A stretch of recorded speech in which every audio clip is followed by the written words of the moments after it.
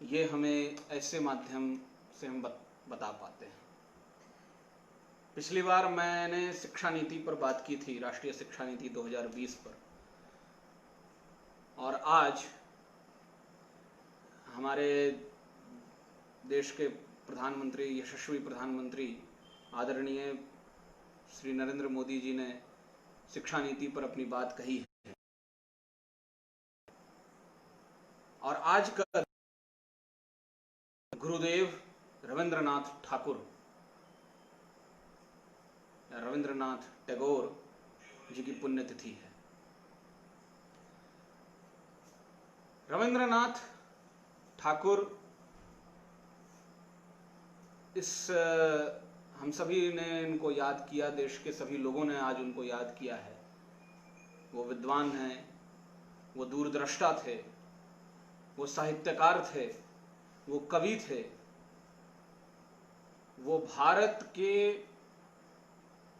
नए दौर की फिलोसॉफिकल रेवोल्यूशन के एक पिलर हैं।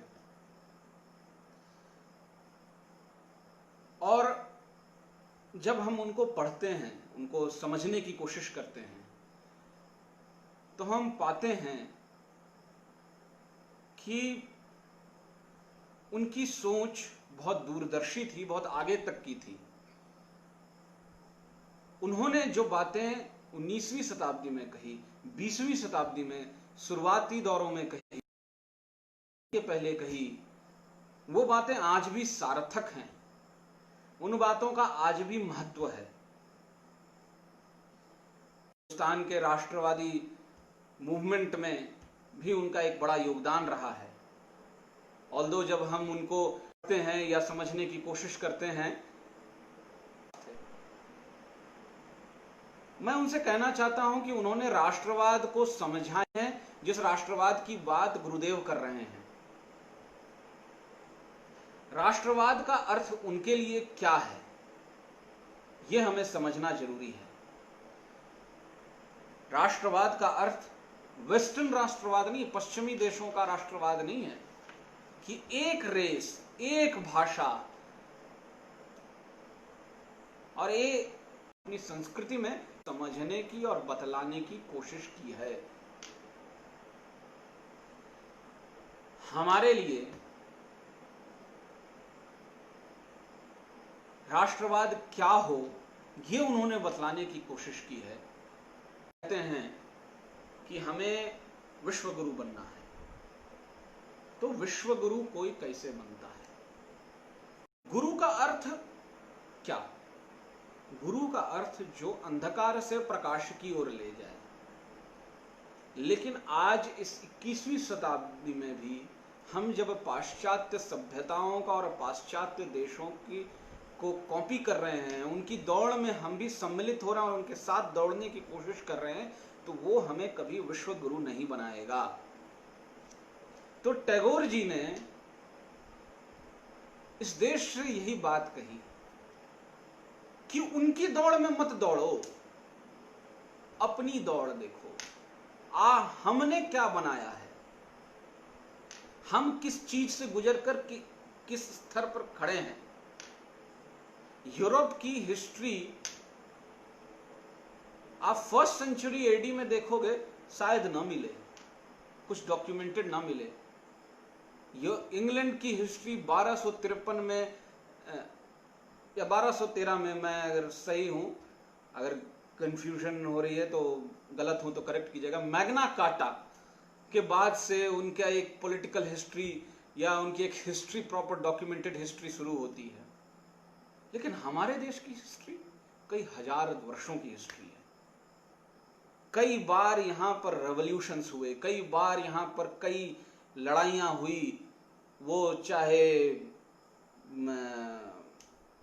विचारों की लड़ाई हो या फिर वो युद्ध हुआ हो, विस्तारवादी सोच रहा हो, जैसे दुर्योधन का एक विस्तारवादी सोच, रावण के विस्तारवादी सोच के खिलाफ राम का युद्ध हुआ, या वशिष्ठ और विश्वामित्र की लड़ाई जो हुई, विचारों का सोच, तो हम कहां तक जा पाएंगे, कहां तक हम पहुंच गए। और अगर इन सभी चीजों से लड़ते हुए और संभलते हुए हमने जो एक समाज बनाने की कोशिश की, उसको अगर हम छोड़ दें तो यह हमारी मूर्खता होगी, यह हमारी बेवकूफी होगी। यही चीज टैगोर जी ने कहा। अभी मैं उनका एक लेख पढ़ता हूं जो उन्होंने लिखा है नेशनलिज्म इन इंडिया के ऊपर। उसमें वो कहते हैं, जिसमें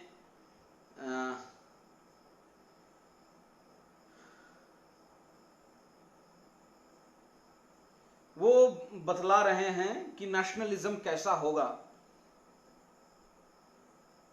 कहते हैं कि in spite of our great difficulty, however, India has done something. She has tried to make an adjustment of races, to acknowledge the real differences between them where these exist, yet seek for some basis of unity. This basis has come through our saints like Nanak, Kabir, Chaitanya and others, preaching one God to all races in India. अब आप समझिए Europe के country formation को। Germany की एक भाषा, एक तरह का सोच, स्पेन की एक भाषा, एक तरह की सोच, इंग्लैंड की एक भाषा, एक तरह की सोच, स्विट्जरलैंड की एक भाषा, एक तरह की सोच। ये सारे आपस में अलग अलग राष्ट्र बन गए, ये सभी पॉलिटिकल राष्ट्र बने। लेकिन हिंदुस्तान, जो आज हमारा संविधान 24 भाषाओं को रिकॉग्नाइज कर रहा है, और ऐसी कई भाषाएं हैं, हजारों भाषाओं का, हजारों बोलियों का ये देश,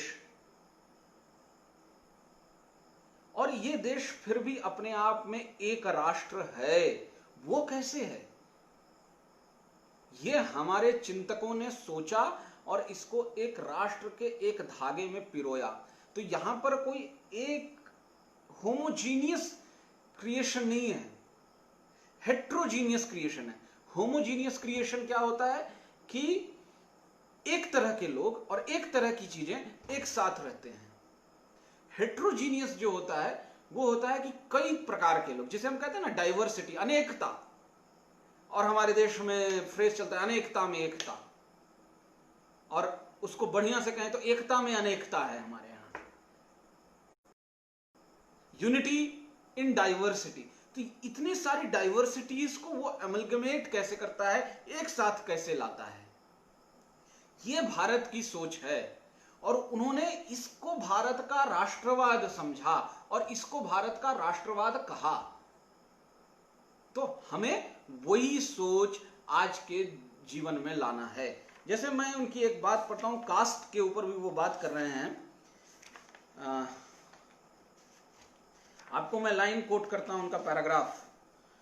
हर caste system is the outcome of the spirit of toleration, for India has all along been trying experiments in evolving a social unity within which all the different peoples could be held together, yet fully enjoying the freedom of maintaining their own differences. The tie has been as loose as possible, yet as close as the circumstances permitted. This has produced something like a United States of social federation whose common name is Hinduism. अब देखिए ठाकुर रविंद्रनाथ टैगोर क्या बात कर रहे हैं हमसे। वो हमें कर रहे हैं कि जो अभी टॉलरेंट इंडिया की बात होती है कि हम टॉलरेंट हैं, या कभी लोग इनटॉलरेंट होने लगते हैं, क्या बार बार जब ये बात आती है कि हिंदुइज्म क्या है, मैंने कई बार इस चीज को लिखा है और कहा है कई जगह पे कि Hinduism is nothing but a cluster of religions, कई सारे संप्रदायों का एक मिश्रण है। कुछ उसी तरह से गुरुदेव कह रहे हैं कि हमारे यहाँ एक सोशल यूनिटी है, एक सामाजिक यूनिटी है, तरह तरह के लोग, तरह तरह के विचार के लोग एक साथ रह, क्योंकि हमने सभी को टॉलरेट करने की एक विधा डेवलप की है। एक हमने समझा है कि हाँ, कोई हमसे अलग भी हो सकता है, और ये हमारा राष्ट्रवाद है, फिर भी हम एक साथ रहेंगे। यही हिंदू जीवन संस्कृति है, यही हिंदू पद्धति है। अब मैं ये कहूंगा तो शायद कुछ लोग कहेंगे कि आप तो अब गुरुदेव को भी संघी बना रहे हो। गुरुदेव को मैं संघी नहीं बना, गुरुदेव ने ये बातें लिखी है। तो संघ जो बात करता है वही तो गुरुदेव भी कर रहे हैं। तो हाँ, जो भाजपा बातें करती है वही तो गुरुदेव की बातें कर रही है। और इसी भाषा को, इसी लेख को जब आप पूरी तरह से पढ़ेंगे, नेशनलिज्म इन इंडिया, उसमें वो कहते हैं ग्लोबल विलेज की बात कर रहे हैं, वैश्विक दुनिया की बात कर रहे हैं। तुम आप सोचिए, ये 19वीं शताब्दी के अंत में लिखा गया ये लेख, जहां पर आदरणीय गुरुदेव हमें बता रहे हैं कि अब समय वैश्विक दुनिया का है। पार्ट से जो यूरोप अपने कॉलोनी को बना के चला रहा है, इससे दुनिया नहीं चलने वाला है। अब भारत को अपना राह दिखाना होगा, और भारत ही ये राह दिखा सकता है कि कैसे हम एक दूसरे को टॉलरेट करते हुए आगे बढ़ सकते हैं। आज क्या बात हो रही है ग्लोबलाइजेशन में, ग्लोबल वर्ल्ड की बात हो रही है। आज हमारे पास यूनाइटेड नेशंस है, आज हमारे पास WHO है, दुनिया में एक ट्रेड की बात हो रही है, हमारे पास G20s हैं, G7s हैं, हमारे पास नेटो कंट्रीज हैं। ये क्या है? आज जब उनके यहां पर कॉलोनीज बना, इमिग्रेशंस हुए, उनके यहां पर हम दूसरे देशों के लोग पहुंचे, तब उन्होंने कहा कि नहीं, इनको भी तो टॉलरेट करना पड़ेगा। वो अब सीख रहे हैं, 20वीं शताब्दी के अंत में सीख रहे थे, 21वीं शताब्दी में सीख रहे। और भारत, अगर भारत इस चीज को भुला दे, इन जड़ों को भुला दे, तो भारत भारत नहीं रहेगा। हमें गुरुदेव के दिखाए मार्गों पर चलने की चेष्टा करनी चाहिए। इसी के साथ मैं दूसरी उनके विषय पर आता हूं, जो उन्होंने शिक्षा पर बात की। गुरुदेव पर बात करूं और शिक्षा पर ना बात करूं तो ये उनके साथ बेईमानी होगी। इस देश में एक नई शिक्षा व्यवस्था, एक नई शिक्षा पद्धति सबसे पहले, अगर ब्रिटिश राज के बाद अगर किसी ने दिया तो वो गुरुदेव थे। गुरुदेव ने शांति निकेतन का निर्माण किया, फिर विश्व भारती और श्री निकेतन का निर्माण किया, जिसमें उन्होंने अपने जीवन के अंतिम 40 वर्ष दे दिए।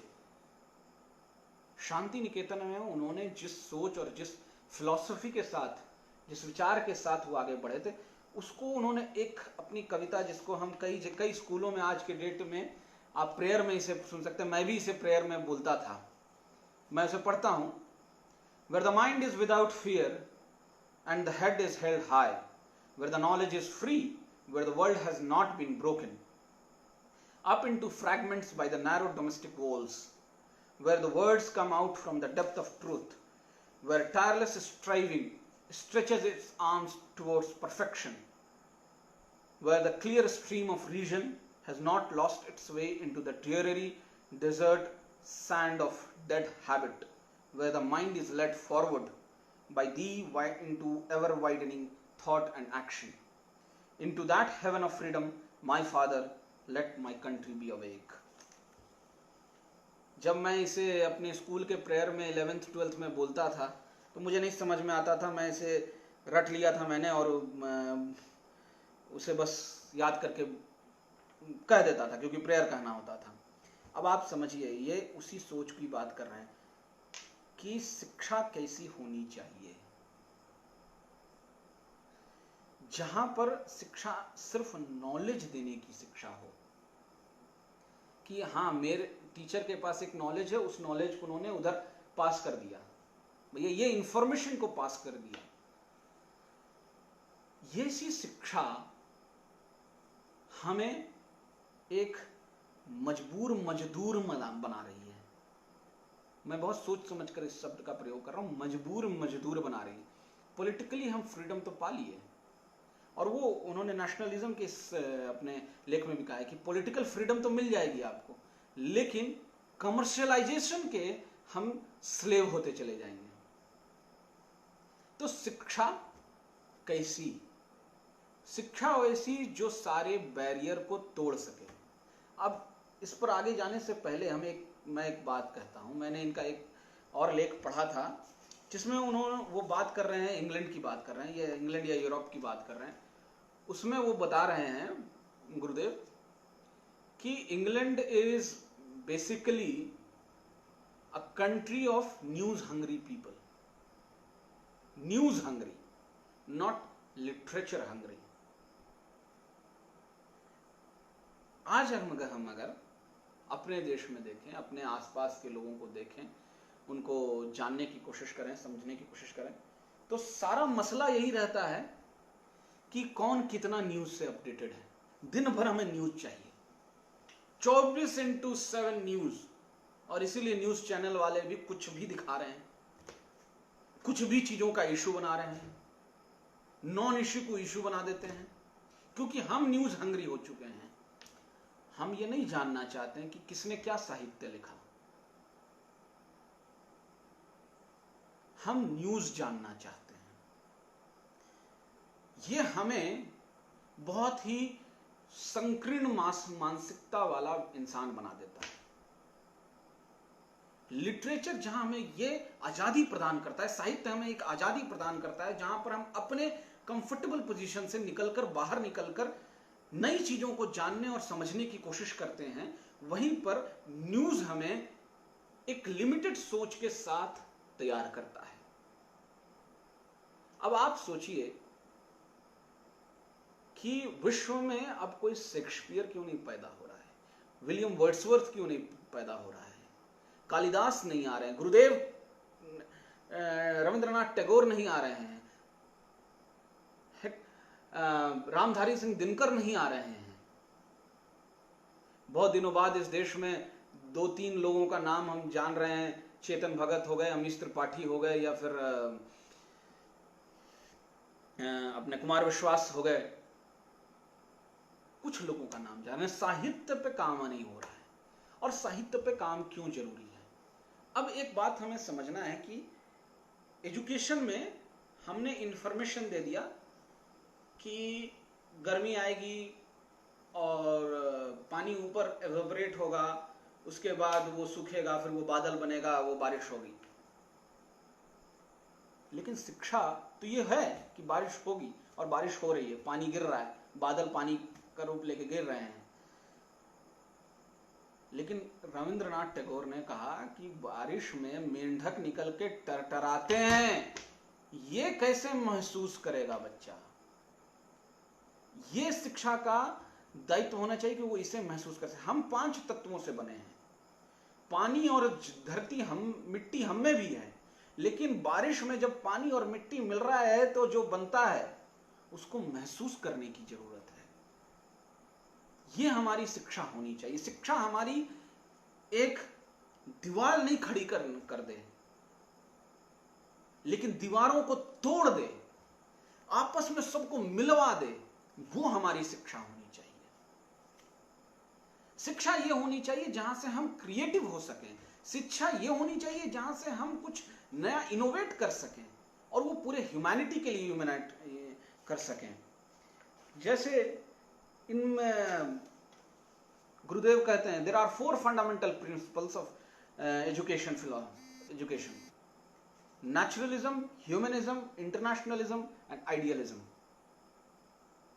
मतलब कि प्रकृतिवाद, मानवतावाद, अंतर्राष्ट्रीयवाद और आइडियलिज्म, आइडियल सारी चीजें, सब कुछ परफेक्ट होने का। तो उन्होंने जो शांति निकेतन का निर्माण किया उसमें भी उन्होंने शिक्षा की पद्धति क्या बताई कि आप स्कूल में और एक डेली रूटीन मत बना दीजिए सभी बच्चों का। किताब लाना है, क्लास होगा, 40 मिनट का पीरियड होगा, उसको पढ़ेंगे और उसका फिर होमवर्क मिल जाएगा, घर आएंगे, होमवर्क बनाएंगे, फिर कल स्कूल जाएंगे। ये शिक्षा हमें रटनित विद्या हमारे यहाँ पैदा कर दिया, जिसको आज हमारे राष्ट्रीय शिक्षा नीति ने बदलने की कोशिश की है। और आज हमारे प्रधानमंत्री मोदी व्हाट टू लर्न से हाउ टू लर्न या व्हाई टू लर्न, ये जानना, ये शिक्षा नीति का ये हमारा एजेंडा है। तो हमारे गुरुदेव उस वक्त कह के चले गए कि शिक्षा की सोच यही होनी चाहिए, मानवतावाद, कि मानव में लालच तो है, मानव में अपना स्वयं के लिए कुछ करने की एक ललक रहती है, एक लालच तो रहती है, लेकिन मानव इस सबसे ऊपर भी है। उसके अंदर एक विचार है कि वो एक दूसरे की मदद करे, एक दूसरे का साथ ले। यही राष्ट्रवाद की सोच भी है। राष्ट्रवाद जहां मानवतावाद से मिल जाए, वो और ये जो मिलाने का काम करेगी, ये हमारी शिक्षा व्यवस्था काम करेगी, ये हमारी शिक्षा पद्धति काम करेगी। ये हमारे गुरुदेव ने हमसे कहा था उस वक्त। Man will retrace his path of conquest despite all barriers to win back his lost heritage. क्या है ये बात? चीज को रिट्रेस करने की वो बात कर रहे हैं।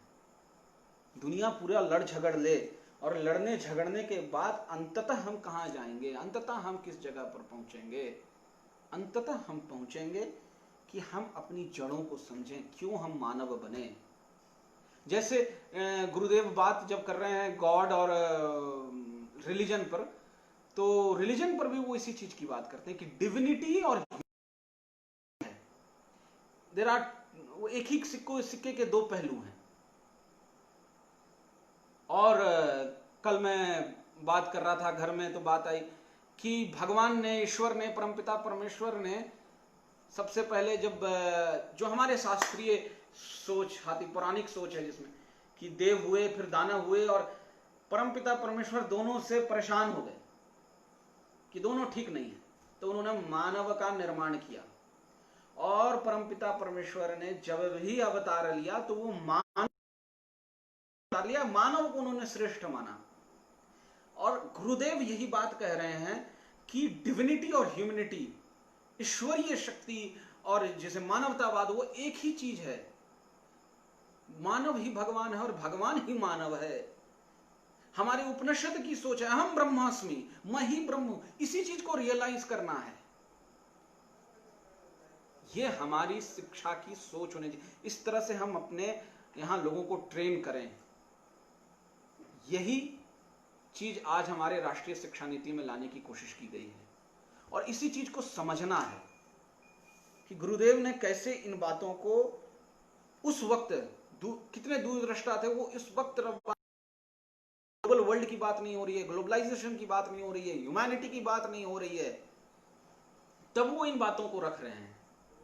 तो गुरुदेव पर जब भी आप कभी सुबह उठें और मन करे कि आज मैं फेसबुक पर गुरुदेव को प्रणाम करूं, उनको शत नमन करूं, उनको श्रद्धांजलि अर्पित करूं, एक बार हमें यह जरूर सोचना चाहिए कि गुरुदेव गुरुदेव क्यों हैं? क्या वो अंधकार से प्रकाश की ओर हमें ले जाने की जो बातें कर रहे हैं, क्या उस पर हम चल पा रहे हैं? क्या उस पर हम चलने की कोशिश कर रहे हैं? अगर हम नहीं चल रहे हैं, अगर हम नहीं चलने की कोशिश कर रहे हैं, तो किस बात के गुरुदेव का उनको हम पदवी दिए हुए हैं? और हम बेवकूफ हैं अगर इतने बड़े फिलोसोफर को, इतने बड़े एजुकेशनिस्ट को। अच्छा, मैं जाते जाते एक बात कहता हूं। आज हमारे राष्ट्रीय शिक्षा नीति में जो बात आई है, मदर टंग में पढ़ाने की बात आई है। आप देखिए, रविंद्रनाथ टैगोर नोबेल, इंग्लिश बहुत अच्छी आती थी उन्हें, वो विश्व में बड़े इंग्लिश के राइटर हो सकते थे, लेकिन वो बांग्ला लिखते हैं। उन्होंने ब्रज भाषा में लिखा है। मैं आज पढ़ रहा था उनके विषय में, उन्होंने ब्रज भाषा में लिखा है। ब्रज पदावली में उन्होंने अपनी कविताओं की रचना की है। वो कहते थे मुझे ये सीखना है, मुझे मैथिली सीखना है, मुझे ब्रज सीखना है। और उस पर उन्होंने मेहनत किया, क्योंकि जब आप कुछ नई चीज जो आपके आसपास नहीं है, उसको जब आप सीखने की कोशिश करेंगे, उसको जानने की कोशिश करेंगे, तो एक बड़ा ट्रेजर है आपके सामने। तो इसीलिए इन सभी बातों का जो एक कंक्लूजन मुझे जो समझ में आता है कि गुरुदेव को हमें पढ़ना चाहिए और गुरुदेव के प्रिंसिपल्स को लागू करना चाहिए अपने जीवन में, ताकि हम एक अच्छे समाज का निर्माण कर सकें, एक अच्छे व्यक्ति का निर्माण कर सकें, और वह जब व्यक्ति निर्माण होगा तो समाज निर्माण भी होगा। इन्हीं बातों के साथ मैं गुरुदेव को नमन करता हूँ, उनको अपनी श्रद्धांजलि अर्पित करता हूँ और यही ईश्वर से मांगता हूँ